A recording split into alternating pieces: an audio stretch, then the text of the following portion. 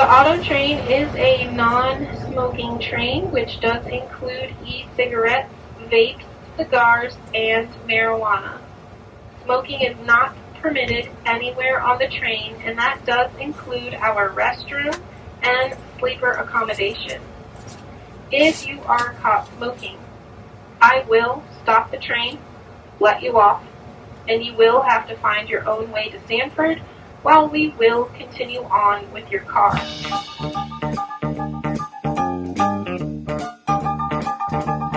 You're listening to Mr. Radio, and I'm your host, Marshall.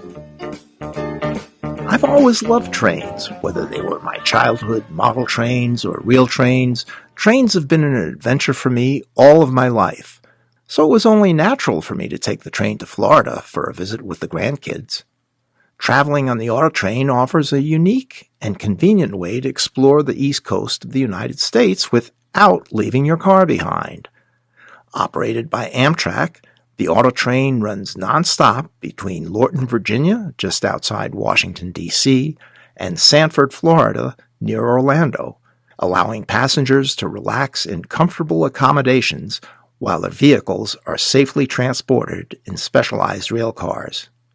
The auto train combines the freedom of a road trip with the comfort of rail travel. No traffic, no overnight driving, and plenty of time to unwind.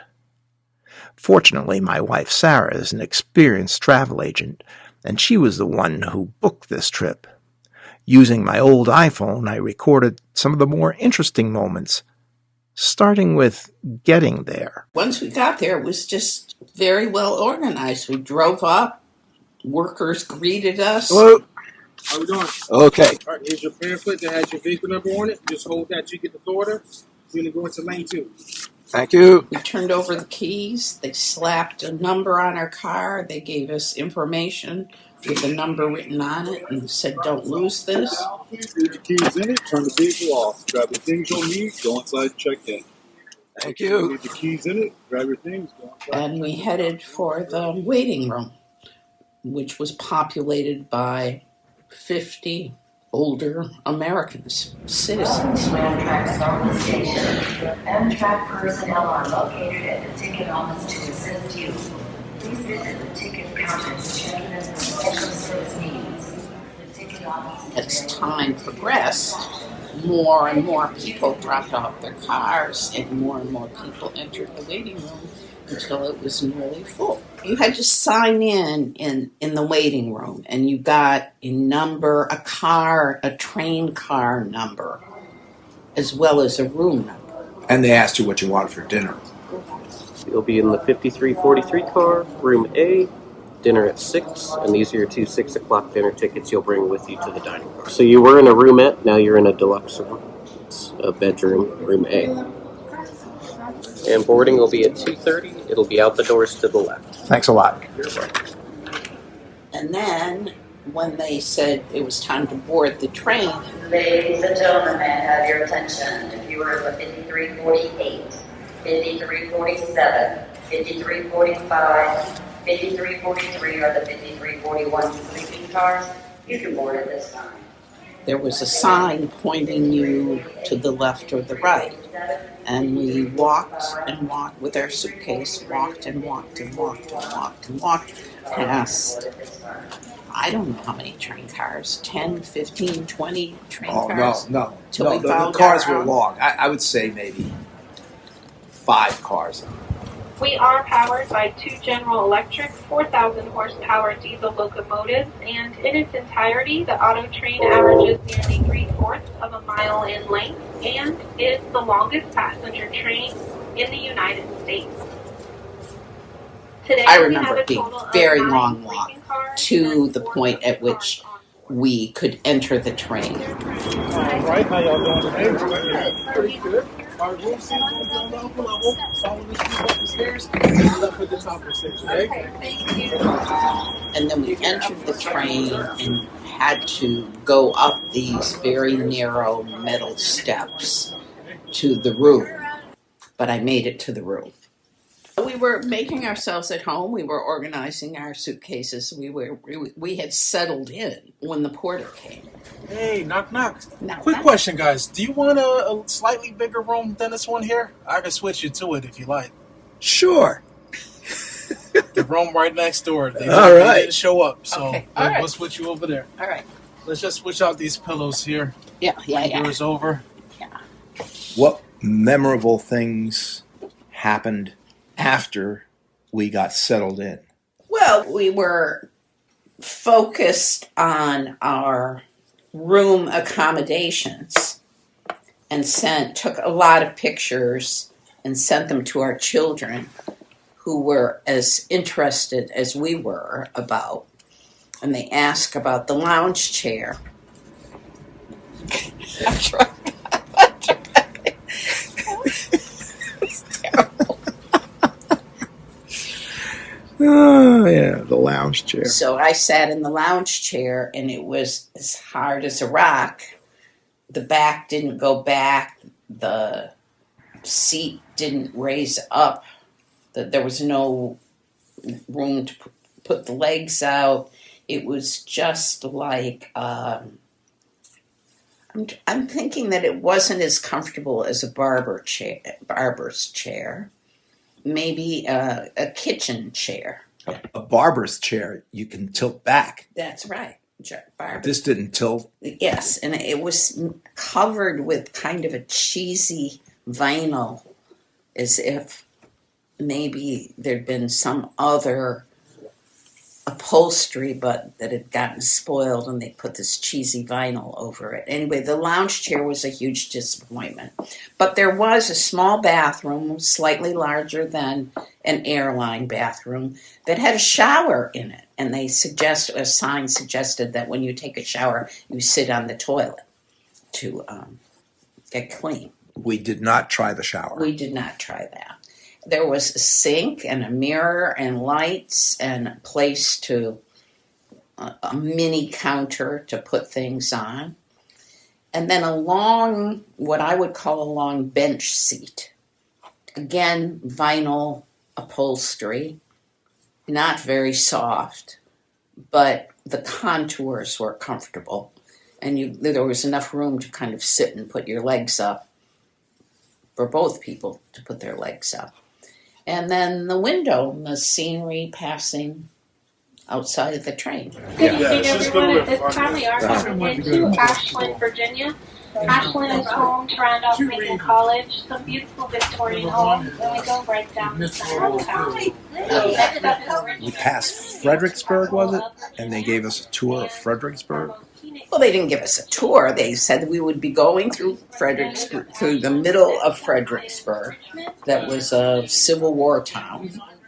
And, we might be interested in the old homes. And sure enough, we were passing right through a residential section, and cars were sitting at the railroad crossing waiting for their turn, waiting for a 1.75 mile train to pass. And it was quaint. Then they announced the most scenic view would be the James River. We crossed the James River. They made a lot of announcements. We could tell about all the announcements they made.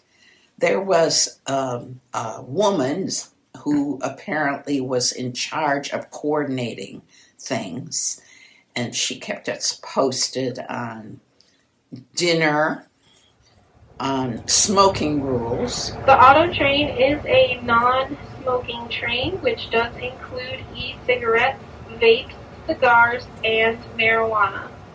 Smoking is not permitted anywhere on the train, and that does include our restroom and sleeper accommodation. If you are caught smoking, I will stop the train, let you off, and you will have to find your own way to Sanford, while we will continue on with your car. Once again, if you are removed from this train for any reason, you will not receive your car. Apparently, if you smoke on the train, you will be removed. The train will stop, And you will be removed by without your car. by the edge of the railroad, and you will have to figure out how to get to your car in Sanford in order to do what you want to do. And we asked, and that has happened at least once. So smoking rule was was repeated numbers of times, and clearly was a no-nonsense rule. As was the toilet rule. What was the toilet rule? We do ask all our passengers when using our restrooms to please only use Amtrak provided toilet paper. Our facilities are on a vacuum suction system, and it is an extremely sensitive system. Other items such as paper towels, diapers, or feminine items will clog them up. And if one toilet clogs up, all of the toilets in that car will go out, and we have no way of clearing them en route due to us not having any mechanical staff on board.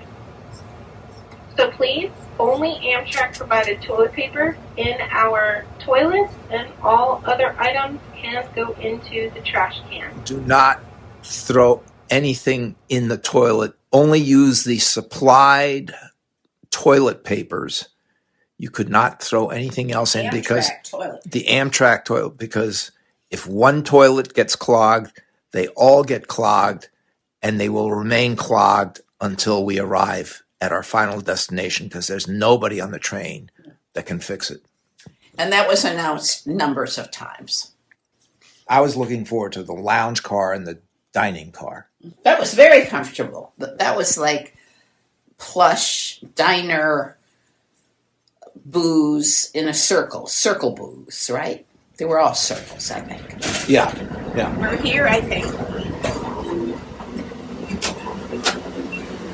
It was very comfortable, very light, and friendly. We sat next to the staff who were serving people drinks. One young man was trying to explain, one staff member was trying to explain to, I guess, a newer staff member how to count the numbers of drinks and how to reorder so that there would be enough for the next run. I overheard that conversation, and I went to get another IPA beer knowing that there was only one can left, and I apologized to the bartender, and she told me, go ahead and order that. But I didn't. I left. I ordered something. I really drank myself. She recommends not drinking beer. Oh, okay. I'll take that. So Sanford's warehouse, you want to take as little as possible. And for you? I'll have a Stone IPA. I literally might have to do it. I mean, it gives you step by step. You can't mess up. I need that. You just can't. It's like I do it to this day. I still pull it out and I be like, I can't miss anything because this is the exact Amtrak way. Okay. It's so much the Amtrak way that some of it's not even on there anymore. You know, like, it's too much. Then there was dinner, a 6 o'clock seating and an 8 o'clock seating. And another announcement repeated frequently was that you should not arrive in the dining car ahead of schedule. The Sleeper Diner is having sit-down dinner service this evening at 6 and 8, and we ask that all sleeping car passengers to please remain in your room until you hear an announcement inviting you into the diner, as the dining car staff will be working preparing for service. Once again, please do not come to the dining car early, as it will interfere with the staff setting up the table. That you wouldn't be a nuisance. You would be in the way. They would be trying to get ready. There would be no place for you to stand, and that you should not go to the dining car until it was announced. We chose the 6 o'clock seating. And we found the dining car, and we're seated with another couple who are living in sin. Yeah, and I don't remember their names either. Well, there was a Shirley, but I don't know that Shirley was the person at night or in the morning. But that doesn't matter. So no politics, no dirty jokes. Okay. Definitely no politics, but I don't know about the dirty jokes. They were both 60s or 70s. They had both been previously married. She was divorced. He was a widower. They lived on the same street. They were neighbors. They were neighbors, yeah.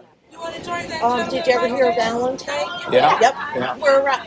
There's a song about Allentown. Yes. Right. By Bill. No. Billy Joel? Not Bill. No, it's Is it Billy Joel?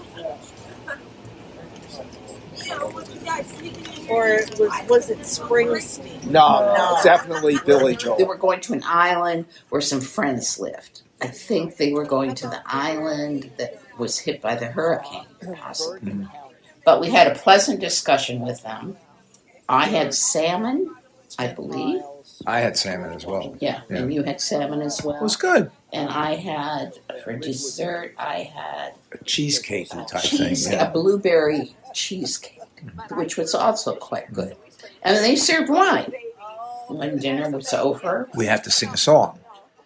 Oh, yes. But I can't remember the song. But why did we have to sing a song? Because we had to leave. We had to leave for the next shift. I know, but couldn't they have just said it's time to leave? Why did we have to sing a song? I didn't understand that.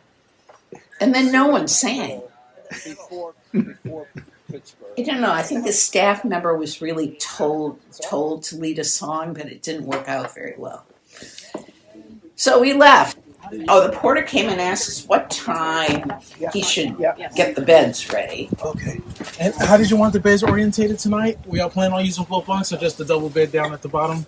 Yeah, we don't know how they work at all, so tell us what our choices are.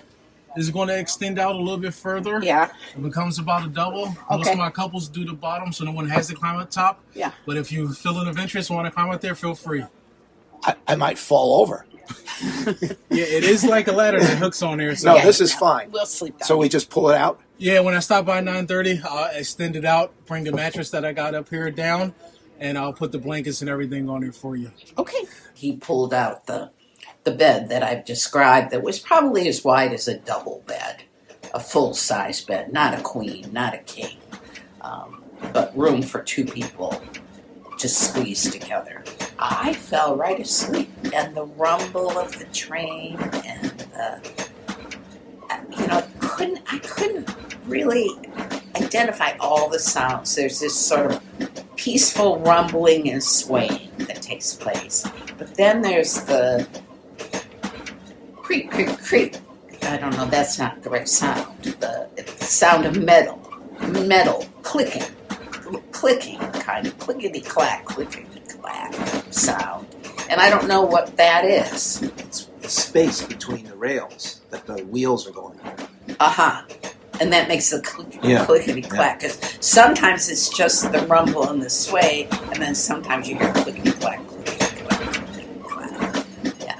And then the traffic, the railroad signals for the cars, you heard those. That's right. That's right. And then there was breakfast. Last and final call.